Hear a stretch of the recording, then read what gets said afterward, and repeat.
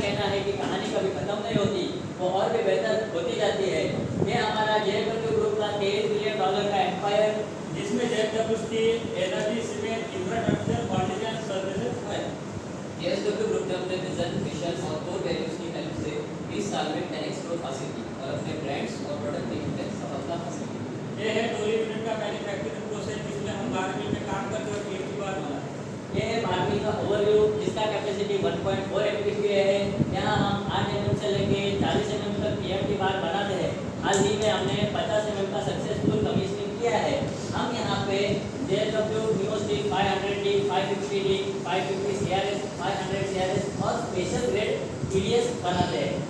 ये mill Asia की सबसे फास्टेस्ट मिल है, जिसका स्पीड 45 मीटर पर सेकेंड का है। ये हमारा स्क्रीन चार्टर है, जिसमें हमारे HOD सर मिस्टर सुमन रॉय सर है और हमारे process owner Subrajit Banerjee sir है। इसमें मैं टीम लीडर आर्न भंडारी, मैं टीम मेंबर निर्मित आदत, मैं टीम मेंबर मिलिंद गजबी, मैं टीम मेंबर भूषण देशमुख और हमारे फैसिलिटेटर मिस्टर प्रतीक गोयल सर। हमने अपना QC प्रोजेक्ट बनाने के लिए टेक्निक व्हील का इस्तेमाल किया, जिसमें प्लान टू चेक एक्ट है और उसमें 12 स्टेप्स आते हैं। Step 1 identification of problem. Identification of problem में हमने 56 प्रॉब्लम को ब्रेनस्टॉर्मिंग टेक्निक की सहायता से आइडेंटिफाई किया और उसे स्टेप 2 सिलेक्शन ऑफ प्रॉब्लम में स्ट्रैटिफिकेशन किया और उसे ABC कैटेगरी में डिवाइड किया। अरे भाई ABC क्या है? A कैटेगरी में वो प्रॉब्लम आते हैं जो हम प्लान के रूप में खुद सॉल्व कर सकते हैं। B कैटेगरी में वो प्रॉब्लम आते हैं जिसको हम दूसरे डिपार्टमेंट की सहायता से सॉल्व कर सकते हैं। C कैटेगरी में वो प्रॉब्लम आते हैं जिनको सॉल्व करने के लिए आपको मैनेजमेंट की सहायता लेनी पड़ती है। A कैटेगरी में हमने 43 प्रॉब्लम पाए हैं, B कैटेगरी में हमने 10 प्रॉब्लम पाए, C कैटेगरी में हमने 3 प्रॉब्लम पाए। A कैटेगरी की प्रॉब्लम को हमने QC और काइजन में डिवाइड किया, जिसमें हमने 6 प्रॉब्लम को QC में और 37 प्रॉब्लम्स को काइजन में लिस्ट आउट किया। हमें जो QC में 6 प्रॉब्लम मिले उनको हमने पाई चार्ट के माध्यम से दिखाया है और हमने पाया कि प्रोडक्टिविटी को 4 प्रॉब्लम अफेक्ट कर रहे थे, इसलिए हमने थीम सिलेक्ट किया प्रोडक्टिविटी। हमने उन 4 प्रॉब्लम को रेटिंग मेथड से रेट किया और फोर्थ प्रॉब्लम को हाई रेटिंग में पाया, जो कल गूगल इन CVR पर ड्यू टू पर्टिकुलर जिसको हमने फनल डायग्राम से दिखाया। Step 3 defining of problem. इसमें हमने टेक्निक यूज किया फ्लो चार्ट। ये हमारे बाद में का प्रोसेस फ्लो चार्ट है, जिसमें हमारा पेन एरिया सीवियर लाइन बनी, जो कि आप स्क्रीन पर देख सकते हैं। अरे भाई ये सीवियर क्या है? सीवियर एक रोटरी चॉपिंग शेयर है, जो आवश्यकता के अनुसार मटेरियल के हेड और टेल को काटने का काम करता है। हमने अपने प्रॉब्लम को एक वीडियो के माध्यम से भी दर्शाया, जैसा आप देख सकते हैं कि जो डायमीटर है एक्सपेक्ट होने के बाद होल्डिंग लाइन में जा रहा है और वो सीवियर एक्सपेक्ट कोबल हो रहा है। कोबल होने के बाद के विजुअल्स हमने स्क्रीन पर शो किए हैं। इसलिए हमारा प्रॉब्लम स्टेटमेंट है cobble in severe one due to material locking. अरे इसका इम्पैक्ट क्या है? प्रोडक्शन लॉस, एक्सेसिव डिले और इंक्रीज इन इक्विपमेंट मेंटेनेंस। हमारा ऑब्जेक्टिव क्या है? कोबल को रिड्यूस करना। हमारा गोल क्या है? हमारा गोल है कोबल को 2 से 0 करना पर मंथ, और हमने इसके लिए 3 मंथ का समय लिया। हमने एक माइलस्टोन चार्ट भी तैयार किया, जिसमें डिफाइनिंग द प्रॉब्लम से लेकर फॉलो अप एंड रिव्यू तक कब करना है, क्या करना है, एक इसका वीकली शेड्यूल तैयार किया। Step 4 analysis of problem. इसमें हमने 4W1H टेक्निक का यूज किया। हमारा प्रॉब्लम क्या है? Cobble in line 1 severe due to material locking. हमारा प्रॉब्लम कहाँ है? सीवियर लाइन 1 हमारा प्रॉब्लम कब आता है? लैटरल लाइन रोलिंग के समय आता है। हमारे प्रॉब्लम से कौन प्रोवाइड होता है? मैकेनिकल और ऑपरेशन टीम। हमारा प्रॉब्लम कितना बड़ा है? हमारा प्रॉब्लम बहुत बड़ा है, जिसमें 35 मिनट का एक एवरेज डिले टाइम मंथली आता है और 2 कोबल होते हैं, जिससे हमारा प्रोडक्शन बहुत हैम्पर होता है। हमने एक एनालिसिस करने के लिए जनवरी 2023 से जून 2023 के बीच का डाटा कलेक्ट किया, जिसमें हमने पाया कि 35 मिनट का एक एवरेज मंथ डिले हो रहा था। इसका डिले ट्रेंड हमने आगे लाइन ग्राफ से दिखाया। इससे हमको कितना लॉस हो रहा था? इससे हमें टाइम लॉस और प्रोडक्शन लॉस हो रहा है, जिसके कारण टोटल 3.6 लाख पर मंथ का लॉस हुआ।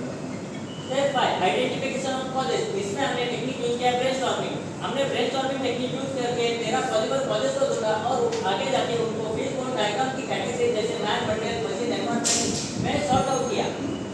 Step 6 finding the root cause. इसमें हमने वायवा एनालिसिस किया और 13 पॉसिबल रूट कॉजेस को सब कैटेगरीज में कैटेगराइज किया, जिसको हमने आगे 9 रूट कॉज लिस्ट आउट किया। इनका हमने आगे फैक्ट्स ऑब्जर्वेशन, स्टैंडर्डाइजेशन और एक्सपर्ट एडवाइजरी के बेस पे वैलिडेट किया और हमने वैलिड रूट कॉज 7 दिया। Step 7 data analysis.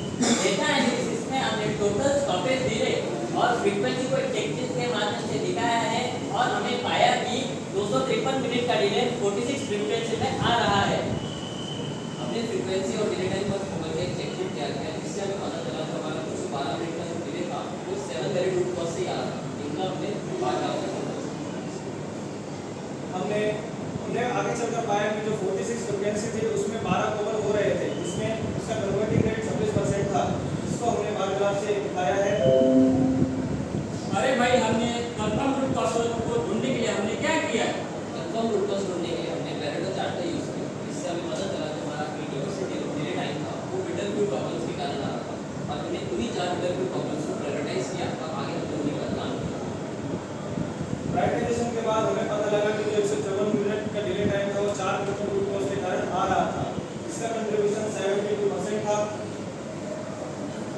जिसको हमने कंट्रीब्यूशन के जिसका कंट्रीब्यूशन हमने पाई चार्ट के माध्यम से दिखाया है। Step 1 development of solution. इसमें हमने टेक्निक यूज किया ब्रेनस्टॉर्मिंग, और ये ब्रेनस्टॉर्मिंग टेक्निक यूज करके हमने कुछ पॉसिबल सॉल्यूशंस आइडेंटिफाई किए और उन्हें लिस्ट आउट किए। हमारा पहला रूट कॉज था मटेरियल का प्रॉपर कटिंग होना सीवियर। इसका सॉल्यूशन ये है कि डायवर्टर पाइप की सेटिंग प्लेट डिस्टेंस के साथ करना। इससे हमें एडवांटेज है कि मटेरियल प्रॉपर गाइडिंग होता है रोलिंग के लिए, इसमें कोई कॉस्ट इन्वॉल्व नहीं है और ये एक शॉर्ट टाइम चेकिंग है। इसलिए हमने सॉल्यूशन को एक्सेप्ट किया। हमारा दूसरा रूट कॉज था material knocking at exit drop of severe. इसका पहला सॉल्यूशन ये है कि एक एडिशनल बार सपोर्ट को ड्रम बेस के साथ वेल्डिंग करेंगे। इससे डिसएडवांटेज यह होगा कि इजीली डैमेज हो सकता है, एनवायरनमेंट कंडीशन में सस्टेन नहीं करता और इससे मिसअलाइनमेंट का कारण हो सकता है। इसलिए हमने सॉल्यूशन को रिजेक्ट किया। हमारा दूसरे रूट कॉज का दूसरा सॉल्यूशन था कि जो हमारा ओल्ड चैनल स्ट्रक्चर 4 mm का था उसे 20 mm थिकनेस के साथ रिप्लेस किया जाए और एक फैब्रिकेशन तैयार किया जाए। इससे हमें एडवांटेज यह मिलता है कि कंक्रीट स्ट्रक्चर तैयार होता, लॉन्ग लाइफ सस्टेन करता और जो हमारी रोलिंग की टिपिकल एनवायरनमेंट कंडीशन है उसको भी सस्टेन करता। इसलिए हमने सॉल्यूशन को एक्सेप्ट किया। हमारा तीसरा रूट कॉज था इंपोर्टर को पोजीशनिंग रॉन्ग रीसेटिंग करना। इसका सॉल्यूशन है बिना बार के सेंटरिंग करना। इसका डिसएडवांटेज ये है कि बिना बार के अगर हम सेंटरिंग करेंगे तो अपने हेड और टेल कट में कट मार्क्स आ सकते हैं, स्टैंडर्डाइजेशन डिस्टर्ब हो सकता है। इसलिए हमने इस सॉल्यूशन को रिजेक्ट किया। हमारा चौथा रूट कॉज था डायवर्टर का फ्लैपर प्लेट का बेंडिंग। इसका सॉल्यूशन है डायवर्टर प्लेट का मटेरियल चेंज करना। इसका एडवांटेज ये है कि डायवर्टर प्लेट का जो आप मटेरियल चेंज करेंगे वो पहले से हार्डर होगा, उसका वियर एंड टियर कम होगा, उसमें ज़्यादा स्ट्रेस एब्जॉर्ब होगा और उसको मेंटेनेंस भी कम लगेगा। इसलिए हमने इस सॉल्यूशन को एक्सेप्ट किया। इस प्रकार हमने अपने सॉल्यूशंस की एक समरी तैयार की और अपने न्यू चैनल स्ट्रक्चर का एक एडवांटेज शो किया। हमने अपने ड्रम बेस स्ट्रक्चर के एनवायरनमेंट फैक्टर को एनालिसिस करने के लिए एक पेस्टल एनालिसिस भी किया, जिससे हमें पता लगा कि वहां पर एक कंक्रीट स्ट्रक्चर की आवश्यकता थी। हमने माइल्ड स्टील और हार्डॉक स्टील के बीच में कंपैरिजन किया और हार्डॉक स्टील के एडवांटेजेस को लिस्ट आउट किया। Step 9 forcing probable resistance. हमारे द्वारा दिए गए सॉल्यूशंस पे हमारे नॉन यूसी सीनियर मेंबर्स ने सवाल किए और उन्होंने सवाल का सही जवाब दिया और हमने रिवर्स बेंचमार्किंग भी की। क्या इस प्रकार है। क्या ये रिलायबल है? हाँ। क्या यह काम करेगा? हाँ। क्या ये जरूरी है? हाँ। इसे इंप्लीमेंट कौन करेगा? UC members. इसे मेंटेन कौन करेगा? हम सब। क्या ये लंबे समय तक काम करेगा? जी हाँ। इस प्रकार हमने एक यूनिक नोट हासिल किया। Step 10 trial implementation. Trial implementation में हमने पीडीसी साइकिल का इस्तेमाल किया और उसमें एक्टिविटीज और रिस्पांसिबिलिटीज को डेट बाय शेड्यूल किया। ट्रायल एंड इंप्लीमेंटेशन में हमने हमारे प्लान को एग्जीक्यूट करने के लिए flapper plate, fabrication material, vernier caliper, welding rod और सारे इक्विपमेंट को और रेफरेंस डेटा को एक साथ लाइन अप किया और हमने काम शुरू होने के पहले सारी इंपोर्टेंट डॉक्यूमेंट को साइन अप किया। हमने डायवर्टर सेटिंग प्रोसेस को इंप्लीमेंट किया, जिसका रेफरेंस हमने पुराने करेक्ट रोलिंग कैप्टन से लिया। हमने पुराने ड्रम स्ट्रक्चर को नए ड्रम स्ट्रक्चर से रिप्लेस किया और फैब्रिकेट किया। हमने उसके चेंजेस और बेनिफिट्स को लिस्ट आउट किया, जैसे हाई थिकनेस स्ट्रक्चर मिलना, उसका एक रोबोट स्ट्रक्चर तैयार होना, वाइब्रेशन फैक्टर एलिमिनेट होना और टिपिकल एनवायरनमेंट कंडीशन को भी सस्टेन करना। हमने हार्डॉक प्लेट स्टील को एमएस प्लेट की जगह रिप्लेस किया है और उसके चेक पार्ट्स को ड्राइंग के माध्यम से दिखाया है। हमने एक्सिस्टिंग एसओपी को स्टडी किया और डायवर्टर सेटिंग के चेक पॉइंट्स को जेसीसी के माध्यम से उसमें ऐड भी किया। चेक पॉइंट और ऑब्जर्वेशन के लिए हमने एक चेकलिस्ट तैयार किया। प्रोसेस और सिमुलेशन को हमने मॉनिटर किया और पाया कि पहले से बेहतर हमारा प्रोसेस चल रहा है अभी। हमने अपने किए हुए काम को ऑब्जर्व करने के लिए एक चेकलिस्ट तैयार किया, जिसके कुछ चेक पॉइंट थे डायवर्टर सिस्टम का अलाइनमेंट, डायवर्टर फ्लैपर प्लेट का बेंडिंग और बेंडिंग रोड का ग्रेड डिस्टेंस के साथ मेजरमेंट। इसका हमने एक ड्यूटी शेड्यूल तैयार किया और उसे शिफ्ट बेसिस पर इंप्लीमेंट किया। इसको हमने बार बार के माध्यम से शो किया और हमने उसमें पाया कि नाइट शिफ्ट का चेकिंग था जो बहुत थोड़ा लो हो रहा था, तो हमने उसको बढ़ाने की इजाजत दी। Step 11 regular implementation. Regular implementation में हमने अपने एक्टिविटीज और शेड्यूल को गैंट चार्ट के माध्यम से दिखाया है। बेस ड्रॉप और ऑब्जर्वेशन, बेस ड्रॉप और डायवर्टर प्लेट को के चेक पॉइंट को हमने ड्राइंग के माध्यम से दिखाया है। हमने अपने किए हुए इंप्लीमेंट सॉल्यूशन के रिजल्ट को कंपेयर करने के लिए बिफोर एंड आफ्टर के माध्यम से अध्ययन किया और उसके चेक पॉइंट जैसे कर्व स्ट्रक्चर का डिस्टर्बेंस, स्ट्रेटनेस, फ्लैटनेस, उसमें रस्टिंग, सरफेस फिनिशिंग, इंक्लूजन और वॉइड स्ट्रक्चर के चेक पॉइंट्स को स्टडी किया और उसको एक टाइम ग्राफ की मदद से शो किया।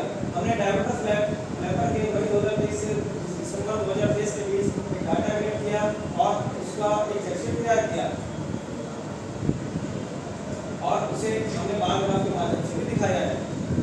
और हमको सालाना 43.3 लाख का फायदा हुआ है। हमने एक सेटिस्फैक्टरी रिजल्ट मिला। हमारा गोल भी 2 से कम होकर 0 हुआ और हमारा 100% गोल अचीव हुआ। हमने कुछ इसके टेंजिबल बेनिफिट भी हासिल किए, जैसे हमारा गोल 2 से घटकर 0 हुआ, हमारा जो एवरेज डिले टाइम 35 मिनट हो रहा था वो 0 हुआ और हमने यील्ड सेविंग की 0.00% से 0 हुआ और हमारा जो टोटल कॉस्ट सेविंग था मंथली वो 3.6 लाख हुआ। इससे हमें कुछ इंटेंजिबल बेनिफिट्स भी मिले, जैसे हमारे टीम का कॉन्फिडेंस इंक्रीज हुआ, हमारे काम करने का तरीका सुधरा, प्रेजेंटेशन स्किल इंप्रूव हुआ, QC की जानकारी मिली, स्टेप फॉलो एंड रिव्यू। हमने अपने काम को फॉलो करने के लिए ओवरऑल चेकशीट तैयार किया और उसका रिव्यू किया। हमने डायमीटर फ्लैपर प्लेट की SOP रिवाइज की और OPL के माध्यम से सभी को ट्रेनिंग दिया और हमने कंट्रोल मॉनिटरिंग के बारे में भी सबको जागरूक किया और ट्रेनिंग सेट को सबके साथ साइन अप किया। हमने अपना QC प्रोजेक्ट बनाने के लिए QC टूल्स और टेक्निक का समय समय पे इस्तेमाल किया और अपने प्रॉब्लम्स का सॉल्यूशन ढूंढने में लाभ प्राप्त किया। इस प्रकार हमने अपने प्लान को 100% एग्जीक्यूट किया और हमें एक पॉजिटिव रिजल्ट हासिल हुआ। उसमें हमने 11 मीटिंग्स भी की। हमारा अगला प्रोजेक्ट है to prevent frequent failure of machineries of